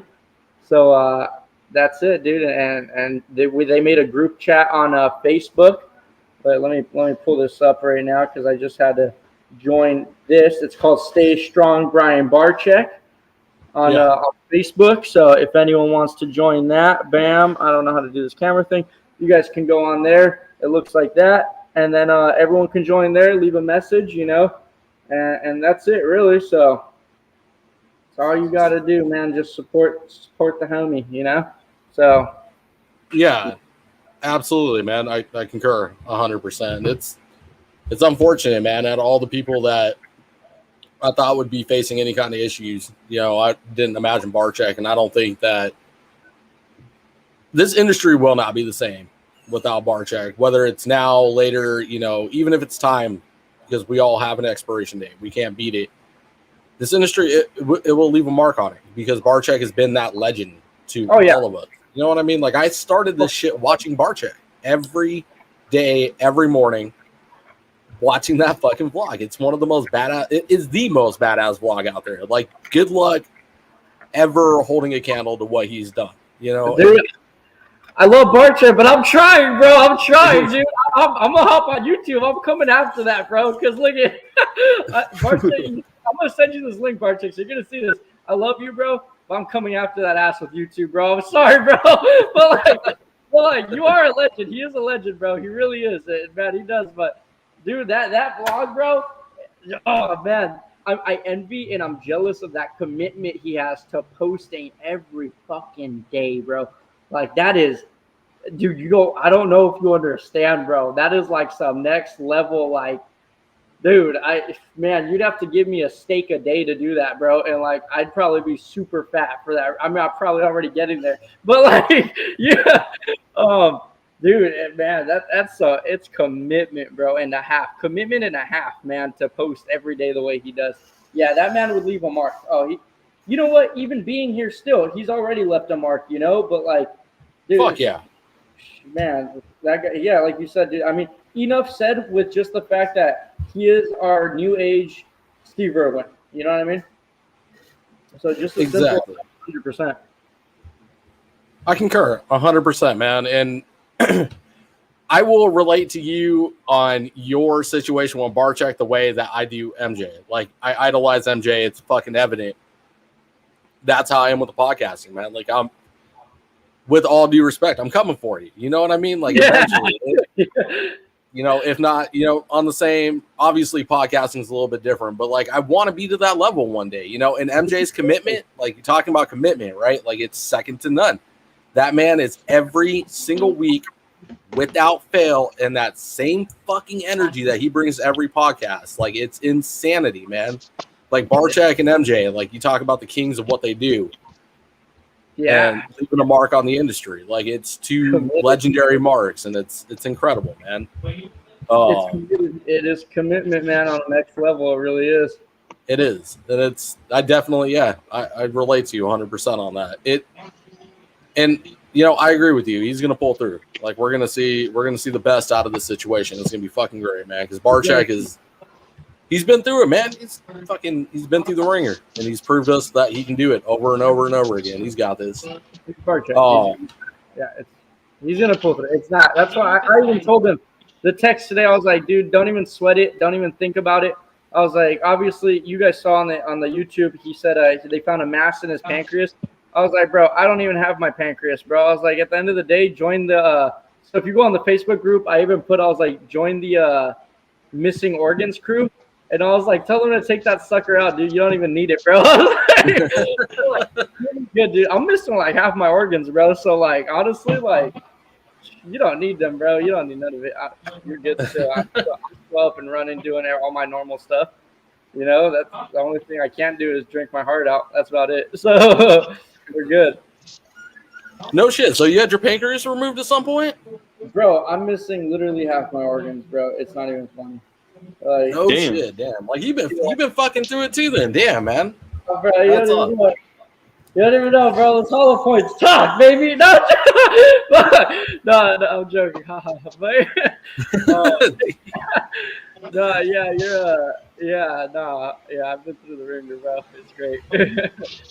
Oh, hats off to you, man. Watching your content, you would never know. Nah, hell nah, bro. You know why, dude? I'm a surfer, bro. I'm white now, dude. No, Hey, what is your surfer name? What is your surfer name? Josh Weena. So yeah. No, have you seen that movie where he's like, "What is your surfer name?" He's like, "I'm gonna give you one." He's like, "Tono" or something. I have not seen that movie, bro. You know how much time I have to watch movies, bro? How much? None. Bro, you know what I had to do last year, bro? Which hurt? I had to cancel my Xbox subscription, bro, to play, with Penny, bro. I can't play no more. Why? Because I get distracted from doing this. Like, I don't got time for it. Dude, I go home, I eat, I shit, I sleep, I repeat. That's it. That's all I do. And reptiles. That's it, obviously. But yeah. Bro, respect, that's what we do right now. We play Fortnite. He could be making content. You know what I'm saying? That's what I'm saying. I can be making content. I can be making content. Fuck, man. I wish I could slap a couple of weights together, put a fucking shitty TikTok filter on it, and call it a damn video. Yeah. Right? Sure. I bet you Josh relates to that shit. Yeah, it's not. It's Fucking editing is a fucking bitch, man. It sucks. Like people don't. Like I had an idea, right? Watching Bar Check, like of what goes into this, and I had a little idea of what editing looked like, and now that I'm fully into it and like putting like the intro together, putting some of the stuff that the reels that we do to promote the podcast together, it's a fucking pain in the ass. Yeah, and think about this. He goes back on the YouTubes and then changes the thumbnails, right? The picture thumbnail, just to see if it works better. Throughout like every week, bro, they go through it and they're like, change the picture on this thumbnail, this one, and that's like that seems like a lot of work, though. It is. That's why he has a team, bro. Like this is why I have Penny now, and I'm so glad to have Penny in my life, bro, because he's gonna start helping me with all this YouTube stuff, right, and Instagram stuff. Next thing you know, we're gonna need another person for YouTube stuff and editing stuff. Next thing you know, we need different angles, like Barchek's doing. One angle here, one angle here, one angle here. So it's like, dude, you need a team to like go ham the way Barchek does. You need a team, bro. Like you can't do it on your own. Like there's only so much you can do on your own with a little tripod and a ring light. After you want to get better with it. Like, yeah, you need a team, bro. But don't get me wrong. I've been doing this with my tripod for a sick minute, bro. My ring light. And now I have Penny that comes through every once in a while and helps me out record. So it's like, dude, bro. It's a game changer, bro, having someone help you record. Big time. Hell yeah. I'm going to say no to that. Yeah, bro. Straight up. Bro, and then you make your team, and then your team becomes your family. So that's kind of pretty much the same we got. That's already I get it. He's my fellow cerote, bro. So, see? Bro. Yeah, bro. I mean, you just bring in people you trust and and you love. So I get it. And the rest of them, if you don't trust them, you feed them to your green anaconda. I was like, wait, what? I'm joking. That's so confusing. I was like, the rest of them. You take your childhood memory and you feed it to the anaconda. No, wait. Horrible, nothing. Nah, for real. But then it can flop. That sucks. Yeah, bro. You know what you do? You delete that video and post it exactly the same way again the next day. That's what I do. I don't think people understand or like realize how many times I'll post a video, it'll suck, I'll erase it and just repost it the next day, and then it's at like 800,000 views. I'm like, okay, like that actually works. I'm gonna start doing that then. Sometimes it does work, bro. Sometimes it works. It's just is what it is. Sometimes. So how it is like, okay, you post a video on Instagram, right? Mm-hmm. If it gets liked right away, it gets pushed to the next segment of people. If they all like it right away, it gets pushed to the next segment of people, right? And they all like it, then it gets pushed to the greater masses, and so on and so forth, right? But if you post it and you just happen to catch the time where everyone's at work. No one liked it, but it's a good video. It's not getting pushed. It's just the algorithm's going to say, oh, well, no one liked it the first 10 seconds. You know, why are we going to push that into the algorithm, you know? So, like, no shit. Yeah, bro. Plus, there's good times. Like, I don't know if you noticed, but there's times a day I post. Like, there's a lot that goes into it. You don't just post randomly throughout the day. You don't post 10 videos a day. That's not the secret. I can post 1 video a day. I can post 3 videos a day. It just all depends on what the algorithm is for your page. You know what I mean? Then find it. Like, honestly, dude, if I go a month with just educational content, like strictly educational, and keep it within 15 to 17 seconds, like at first you're gonna see me get no views for it because it's not my type of consistent content. You know what I mean? Like I can throw an educational content in there and it'll do well because it's hidden by all the rest of my wild content.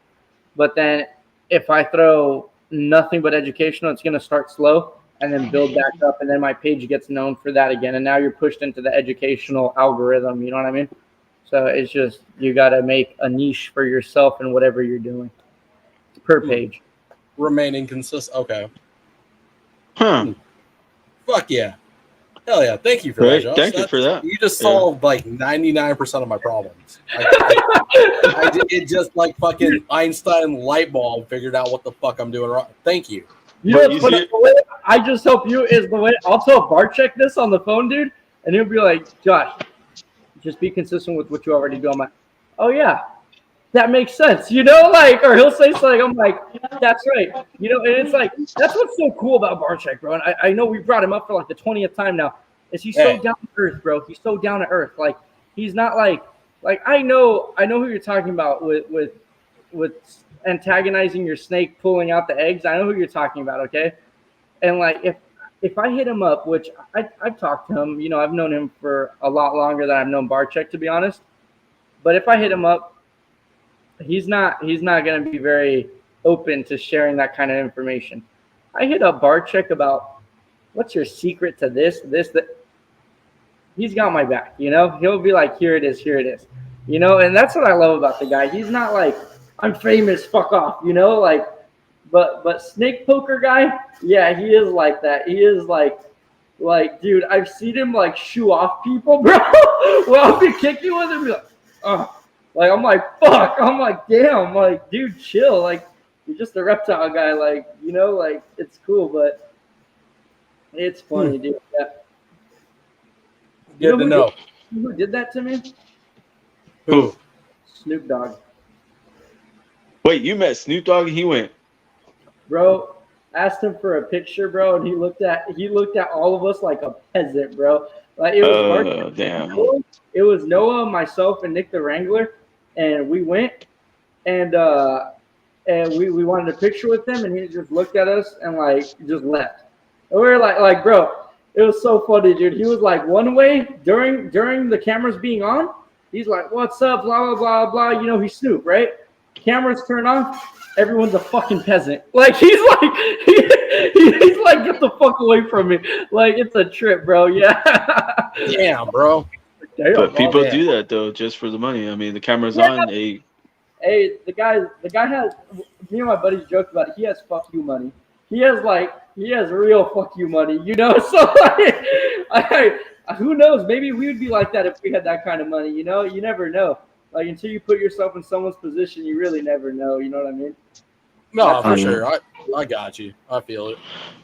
So, Josh, check it out. What you were saying about your reptarian thing when you came down to Dallas, I wanted to do a reptarium and a gym in one. Bro, that's a lot. That sounds like a lot of licensing. That's what it sounds like. Yeah, it is. I was working on it, but then everybody's like, well, the weights would be too loud for the reptiles. Like, where are they going to be at? I was like, well, up on the second floor. And the weights would be on the first floor. You said they'd be too loud? Yeah. No comment. I think the vibrations would bother them. I don't think the noise would necessarily bother them, but yeah, but would we like soundproof the walls and stuff like that? Yeah, if you soundproof it, then go ahead. We should be good, right? I'm not an expert on sound, but right. I don't know, bro. Probably. I mean, I don't even consider myself expert with reptiles.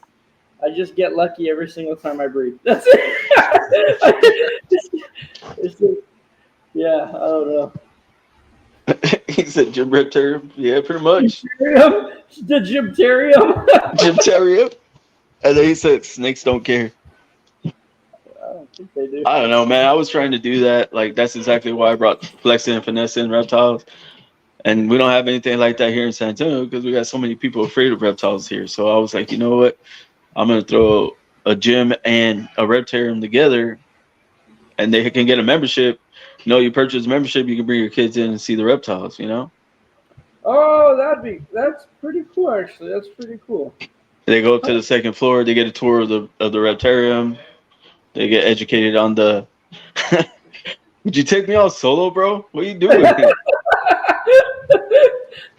Damn, are you shy, bro? No, I just don't like looking at myself. So you're shy. So yeah, basically what you're saying is shy.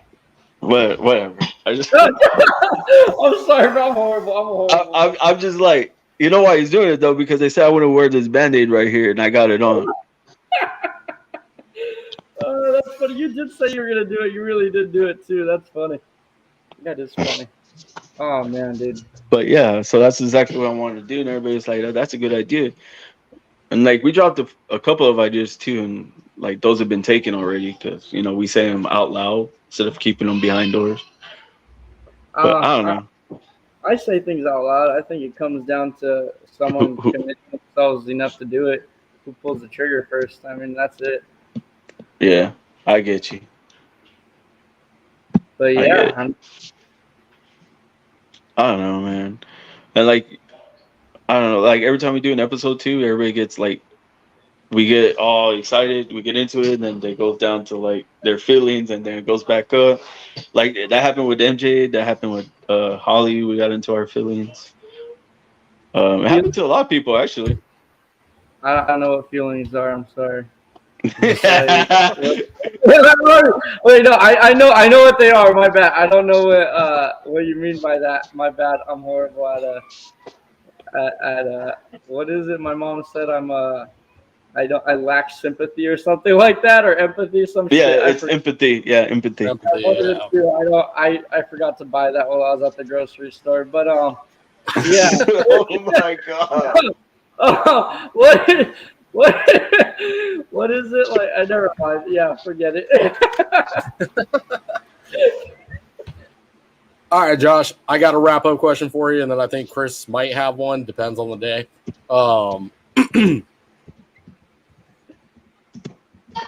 If you could add one mammal that's completely exotic to your collection, what would that mammal be and why?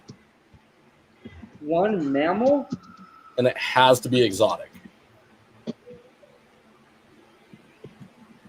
Breaking up the reptile monotony. Man, it has to be like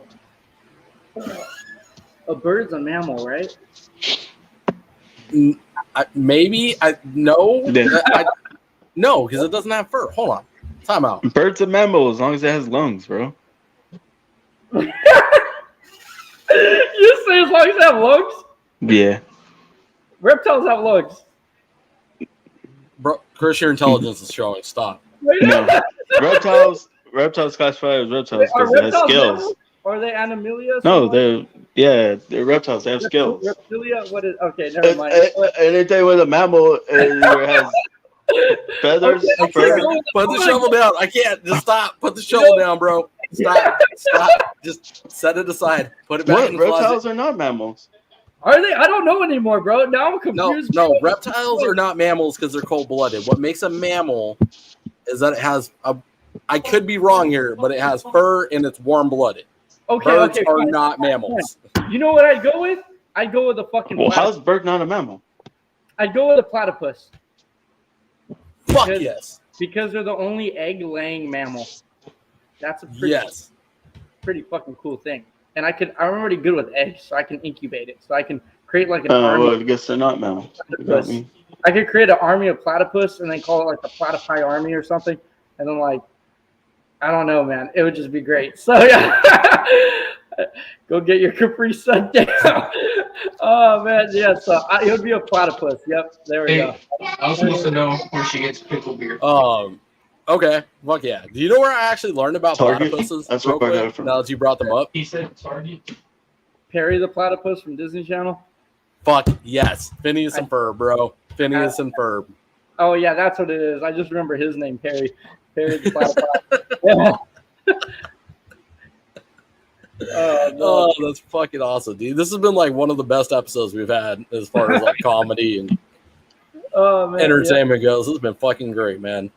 Thank you, bro. I appreciate you having me on. Yeah, thank you for coming on, man. I've been really, really excited about this one. And I guess, Chris, your wrap-up question, just don't ask about mammals, bro. I honestly thought birds were mammals, but I guess I was wrong. I was confused for a second. I don't know anymore. Are they or are they not? Did you? No, they're not. They're saying they're not in the They're comments. avians. Mammals are characterized by their milk glands, hair, vertebrae, and their birthing of live young. Minus something to the do with platypus. the birthing of live young. So I could also say a dolphin then. A dolphin's a fucking mammal, so I could say I want a dolphin. It'd be fucked up because I'd be SeaWorld, but I'd have a dolphin, which would be cool. That'd be cool as fuck. Oh yeah, I have one of the pink ones too. When I go out fishing, I take a big treble hook with me, and I always. No, I'm joking. I'm about to turn this into a horrible like. Right. We're getting canceled. I didn't know. Right.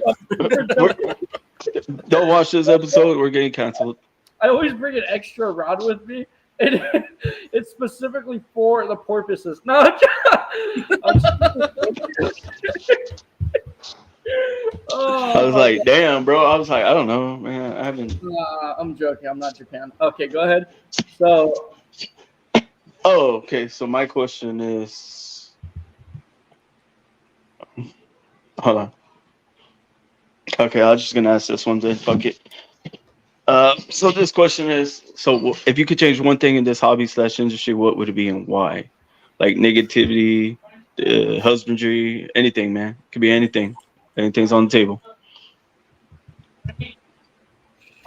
Oh man, what would I change? You know, and it's weird to say this, but I wouldn't change the negativity. Just because you need negativity for there to be a positive community as well. Like you can't have one without the other. So I don't. What would I take out? I would take out. Fuck.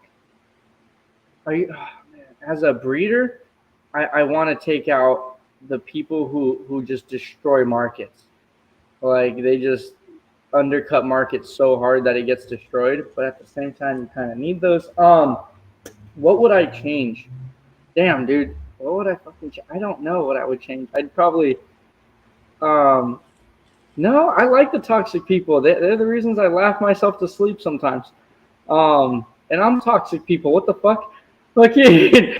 I'm super toxic. What would I change, bro? Damn, bro. Why do you gotta ask me what I would change?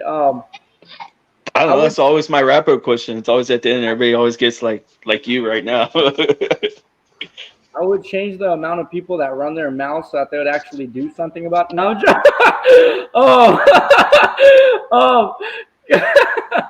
That's good. You know what? Bro. See, you got a fucking show. Let's go. I would steal. I would steal. Wow. I would change overproduction of certain animals. Yeah, that's it. I would like to change the amount of people breeding stuff they shouldn't. There should be a limit to things that are bred. We're gonna go with that. But you put me in a really tough situation there. Good job, Chris.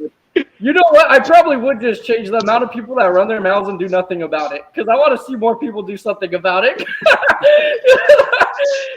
Hey, you know what? For real though. Like, I want there to be an octagon at every US Arc auction, okay? And then like we can have like bets and bids on like fights in an octagon to support US Arc, of course. So that's what I'd want, yeah. And I'd love to be in that ring with a few name select people. So yeah. I like it. I like it, man. A fucking UFC fight with people that have beef for the benefit of USR. Let's go. I would win all the time. Me and Levi first. I already won. Oh man, I can't wait till the day that I swear to God, bro, Anaheim, it's going down. Josh, build an octagon. Yeah, Josh, have it ready. Have it ready. Who is it? Antoine and Tyler for charity, and then me and you for fucking charity. Let's go. For charity. Hey, no. It can't be me and Chris. There's too many people on my shit list, bro. There's way too many people, bro. Way too many. There's like 3 people I immediately think of, and I'm just like, oh man, it'd be so great. Hey, I got that exact number in my head right now too, bro. 3 people. You know, and I don't even like. It would be nice. It would just be nice, you know. No, I done Brazilian Jiu-Jitsu, Muay Thai, and Okinawa Karate, so I'm pretty good. I actually done MMA. Only reason I stopped doing it is because I got upchucked to the nose. My nose is broken. If y'all can't tell. They told me if I took another blow to the nose, I could die. So, bro, it's just more adrenaline right there. Yeah, I know, but I mean, after that, I went into boxing. So I boxed for 8 years. They told me I'm not allowed to fight anymore because of all my problems. So yeah, man, I'm good. I'll be good. Now he gets bit by vicious animals. Have you ever noticed my anaconda keeps growing, but I've never fed it an actual prey item? But the people who don't like me in the community keep disappearing. No, I'm joking. I'm super joking. I was like, damn. Cut. It's like cut this part of the. Right, stop recording. Stop recording. Josh is gonna get a knock on the door from the fucking local police department. You ever notice how my retake doesn't eat on camera? Yeah, that's why. Ossifer, that's a corn snake. Oh man. Whew. So it has been one of the most lit podcasts we've done so far, Josh. Thank you. This has been so fucking entertaining and been very energetic. I was dead today and now I feel alive. So right, and I feel weak. I'm ready to go kick Chris's ass in Texas. That's right. Yeah. Well, Josh is going to be here in Texas, so we're both going to beat you up. How about that? No, Josh is going to sit there and videotape me clapping you with a fucking brick. Yeah, right. You're clapping his what? Holy. Yeah. Look at that. That's another edit. Hey, Jill, can you roll that? Edit it. Take it out of there. That's for a different platform. Sorry. Sorry. It's not OnlyFans. Apologize. Everyone follow Levi and Chris's other page. It's only what was it? Only snakes and only clappers. What was it, bro? Oh my god. Oh fuck. It's only gay if you come, right? So that's horrible.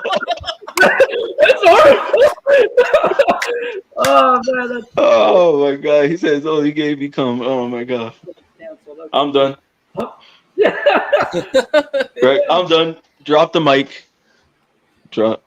Yeah, it's dropped. Oh man, we're Go to my so getting Instagram, canceled. click the 3 dots, and then put report, and report me for whatever you want. Is that music? Bro, not only are we gonna get canceled, Joanne's gonna get us copyrighted. Oh damn! Oh wow! That's not copyright. Oh It's yeah, just little noises. Beats. I forgot we can do that.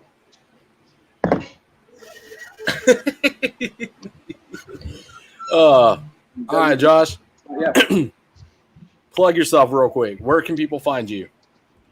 Where can they find me? I mean, like, I guess in my warehouse most of the time. No, that's okay. Oh my god. Facebook, YouTube, all of it. S.B.reptiles, SB Reptiles, South Bay Reptiles, SBR. I think if you look up any of those things, it pops up. So South Bay Reptiles or S.B.reptiles on Instagram. Mainly follow me on Instagram. If you're a dirtbag, follow me and like all of my stuff. If you're not a dirtbag, also follow me and like all of my stuff. Please. And then, yeah, that's it. Really, I kind of started doing Facebook. So either way, honestly, go to my Instagram, s.b.reptiles, or go on Google if you don't use Instagram because you're like 70 years old, and then click the little thing where it says Instagram, SB Reptiles, go to Linktree, and it takes you to the rest of my links, Facebook, YouTube, yada, yada, yada. Make sure to go to my Morph Market if you guys want to see everything I have available. It's like the end of last season, so Morph Market, I have like a few last of my animals left. It's South Bay Reptiles, and that's it, really. Yep, there goes the link to Josh's profile right there. Click that shit. You're the best. You're the best. You're the best, Eddington. Hey, Josh, send me your stuff so I can put in the description on this when I do the description later for this live. Okay, yeah, I got you, bro. I'll send it to you. That's what On I was that trying note, to get. fuck cancel culture. Y'all tried to cancel Antoine. It didn't work. It doesn't work. No, It dude, as doesn't soon as work. I saw that, I told Antoine to call me, and we fixed that thing like that, bro. I was like, nah, bro. I was like, dude, honestly, if I like you and you're on good terms with me, whoever watches this, if your account gets deleted on Instagram, hit me up. I can help you get it back really quick. If I don't like you, don't even hit me up because I'm not going to help you. So there's that. Hey, he's straightforward. Yeah. I like that. But Look. yeah. This is how it is. That's how you got to be, bro, sometimes. Hell yeah. It is how it does, how it is. All right, I'm sending you the link at this exact moment. All right, I'm going to do that after this live. I love the picture. Yeah, I know. I saw it. Everyone go like this picture. Share it. Josh is gonna go make a reel, get all the likes off of us. God damn it. Do it, bro. Fucking do it. Oh, I will. Oh man, no, this is dope, dude. This is dope. I'm glad to be on. I think if you guys do want me on again, we can do some more reptile-based stuff. Yeah. Hell yeah. Hell yeah. Dude, we look forward to that. I got some plans. I'll message you. I'm down. Are you guys going to And he'll- Tinley? What was Dude, that? I want to. Tinley? No one's going to Not Tinley? this Tinley, but we'll go in October. Are you going to be at Anaheim? We will see you at Anaheim. Well, I will see you at Anaheim. I don't know about Sir Princess Yeah. over here. I don't know about me yet. Why Bro, When not? is you're not going to Anaheim Trap anyway? Fest? Just go. Huh? When is that? Josh, are you going to Trap Fest? Yo, this fool said he was gonna invite me, and he still hasn't invited me, and I'm not gonna invite myself. So if he doesn't invite me, I'm not going. He's like, I'm not by myself. Hey, am I going or what? Am I going? No, hell no. I'm not He said with no. If he didn't invite me, I'm not going. Do this. I'll make my own hot wings and eat my own hot wings. I don't give a fuck.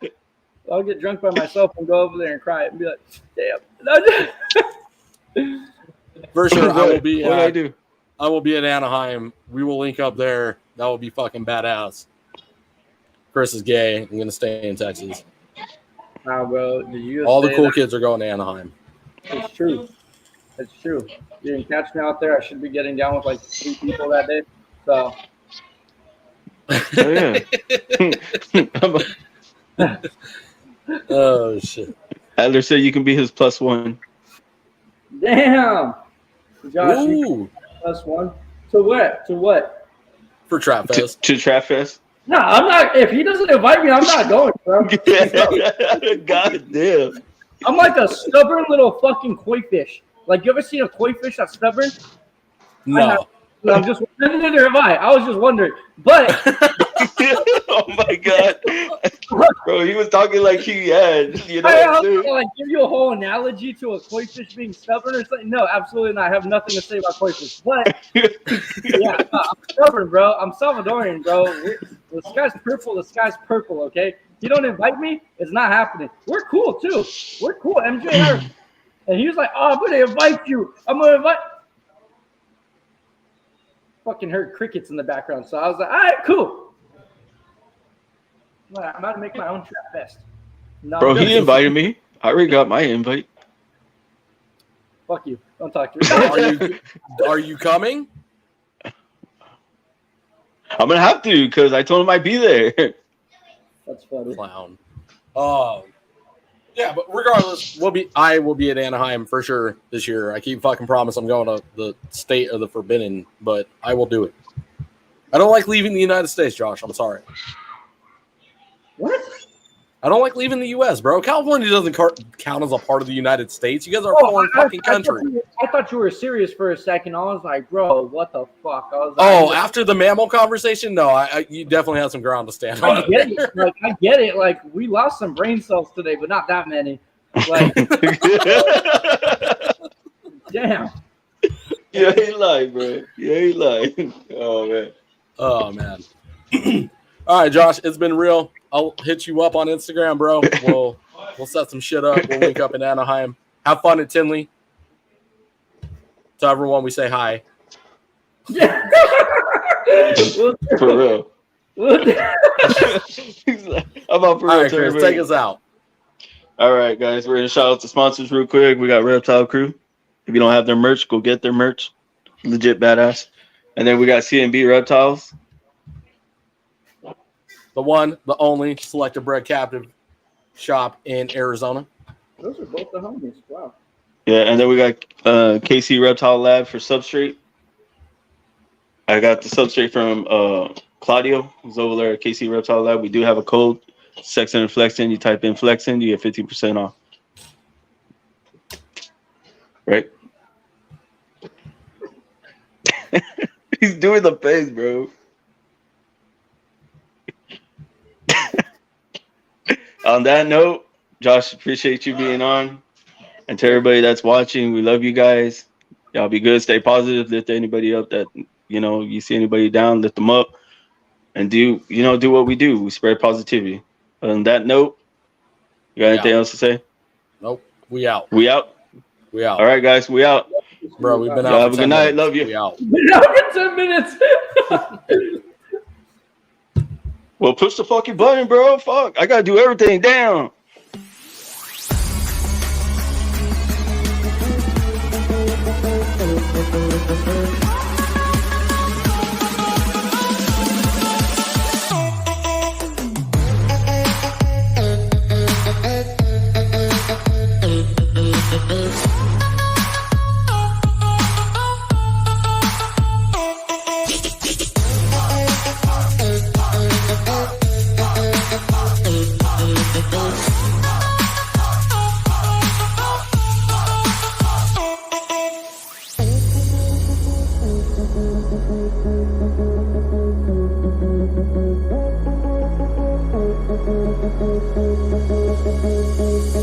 Thank you.